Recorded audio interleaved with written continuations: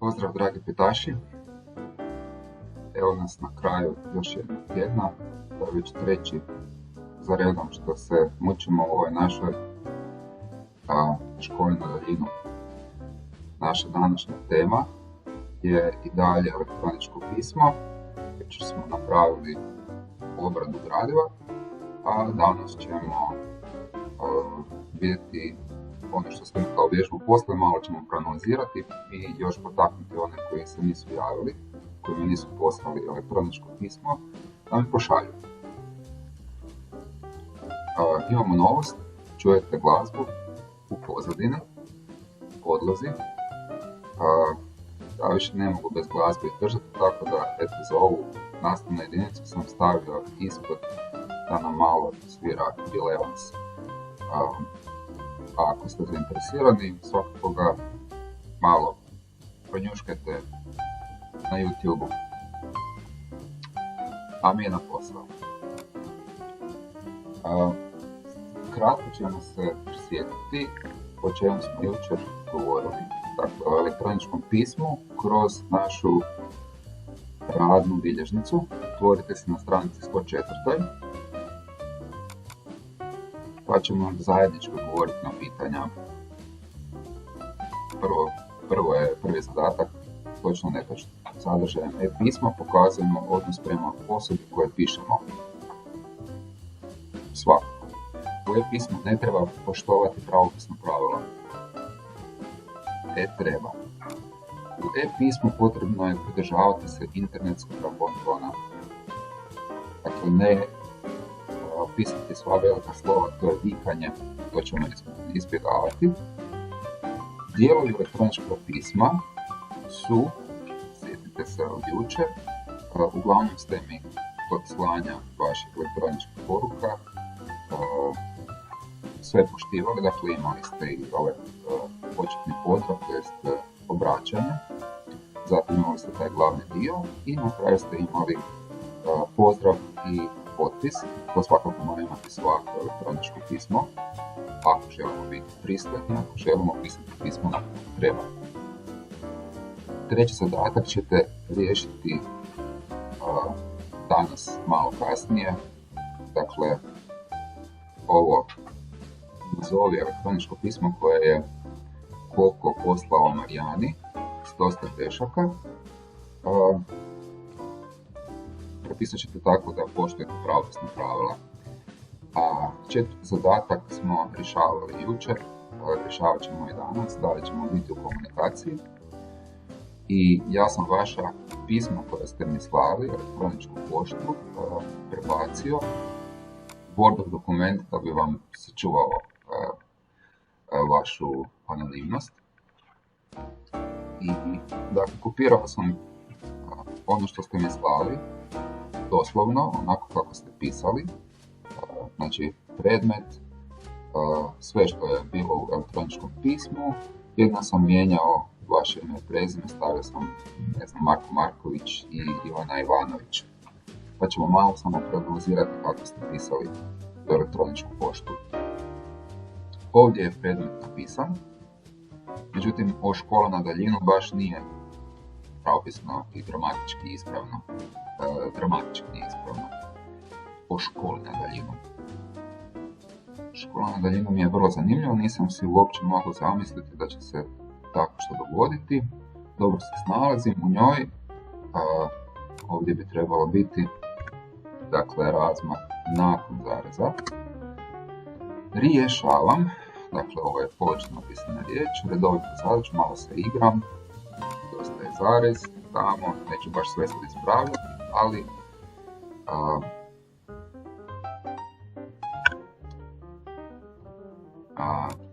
da, trebali bi paziti na pravopis.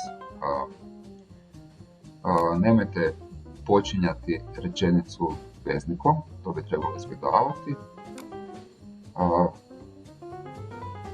Ovdje mi je zgodno što je Marko Marković koristio PS ili postscriptum, ako se sjećate. Dobro iskoristio. Sljedeće pismo, predmet pismo. Pokušajte izbjegavati takve previše općenite nazive za predmet. budite malo specifičniji. Dobar dan, učitelju. Ovdje bi trebalo biti č.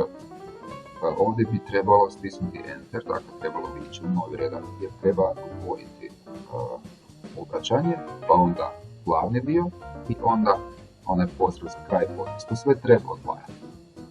Dakle, Marko Marković, moraš malo pripaziti na to. Nije zelio, nego želio, skoli nije, nego je školi. Ovdje je dobro upotrebljeno veliko slovo za izravno obraćanje. Sadržaj pisma je lijep, to mi je, drago mi je čitati takve lijepe stvari. I eto, ovo pismo ima sve, samo je malo, nije odvojeno, mora biti grafički, mora biti odvojeno. Dakle, obraćanje, glavni dio, pozdrav. Dakle, da se vidi lijepo uredno. Pazite na ovo čeže što trebamo pisati, to su znakovi hrvatskog jezika, nemojte ih izbjegavati. Mislim, predmet nastava na daljinu, dobro, predmet je u redu, poštovani učitelju, zarez, malo slovo, to tako treba, to je ok.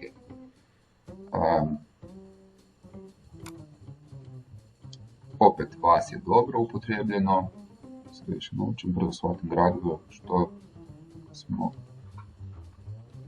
gradivo zato što vas mogu čuti i vidjeti. Sve je super. Super. To nije riječ o hrvatskom jeziku, to izbjegavajte, to je predmetak u hrvatskom jeziku, dakle može biti samo dio riječi, nije samostalna riječ.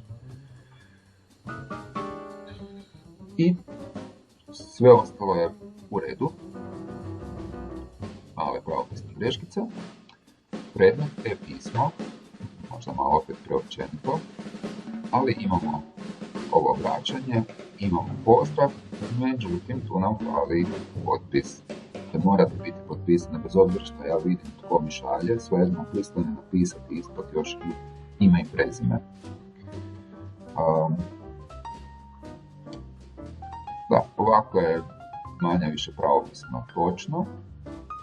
Morate paziti, gledajte, znači kad napišete zarez, morate stisnuti razmahnicu, isto tako i točka. Uvijek nakon točke, nakon zareza ide razmahnica, ispred njih ne ide razmahnica. Dakle, to vrijedi za zarez, točku, upitnik, uskličnik. Razmak ide poslije. To je važno. Isto spada u ponton pisanog obraćanja. Predmet nastava daljinu, to je u redu. Dobro večer učitelju. Tu bi bila dobra, jer je večer je ženski rod. Ova večer. Dakle, dobra večer učitelju. Dakle, imamo glavni dio, imamo pozdrav na kraju, imamo potpis, što je u redu. Dakle, Marko Marković, taj dio je ok. I da, eto, da sad ne tražimo svaku pravopisnu grešku, vjerojatno ćete nešto primijetiti, ako nešto primijetite, to treba ispraviti. Sljedeći.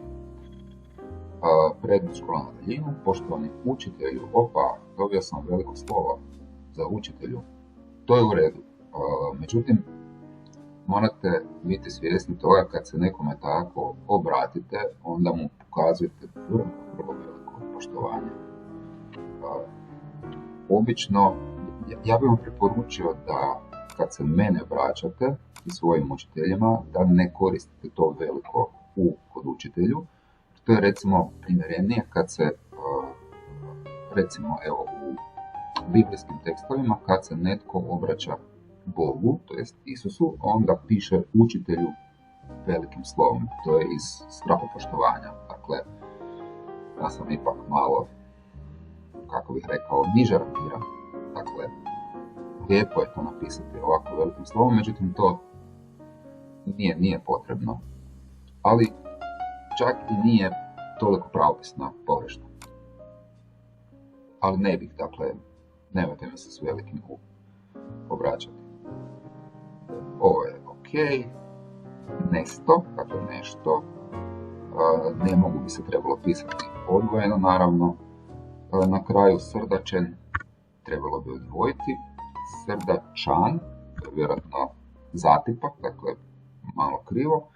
I ovo Marko Dakle, samo ime je, to je u redu nekog osobnog obraćanja. Međutim, kad imate službenu komunikaciju, najbolje je napisati ime i prezime uvijek, jer čim idete samo s imenom, to je već malo onako osobno. I naravno pazite na pravopis, na zatipke. Provjerite što je zatipak na hrvatskom jezičnom portalu. Predmet nastava na daljinu, poštovani učitelju, dakle imamo obraćanje, imamo lijepi pozdrav na kraju, vaša učenica Ivana Ivanović, daljni rad, daljnji. Ok, to je sitna greška. Ovo je u redu, ovo je korektno. Kako mi se čini online škola, poštovani učitelju, meni je online škola jako dobra. Sad, znači, pazite na razmake, pazite na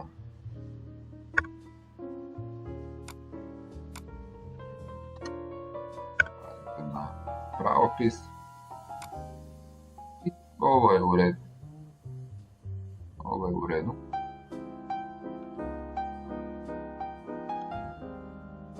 Kako sam zadovoljan nastavom na daljinu, poštovani učitelju, kratko ću opisati kako mi se sviđa nastava na daljinu. Ok, ovo je čak možda je nepotrebno, ne morate reći što ćete sad pisati. Odmah možete krenuti u samu temu.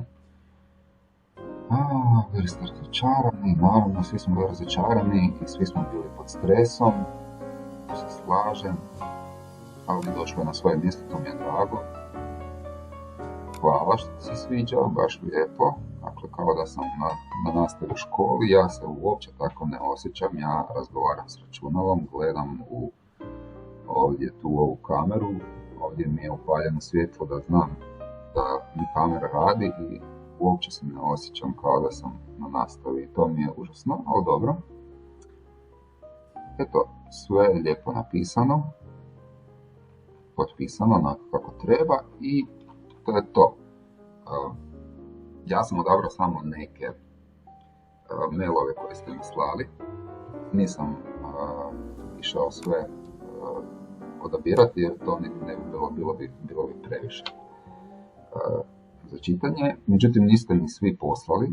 Molim vas da mi svi pošaljete mailove jer ja ću to i upisati u bilješku. Dakle, za praćenje u e-dnevnik ću upisati koliko ste aktivni u školi, morate biti aktivni. Pozivam svoj 5B, danas opet imamo sastanak u 5 sati, petak u 5 sati, znate da imamo ono čavrljanje naše i pripremam vam jedno iznenađenje, ako uspijem to snimiti, vezano je uz glazbu, malo da si sve skupa olakšamo ovaj boravak, ovu izolaciju i tako to. Ne možemo putovati, ali možemo gledati lijepe fotografije, možemo se prisjećati mjesta na kojima smo bili, možemo slušati glazbu i uživati.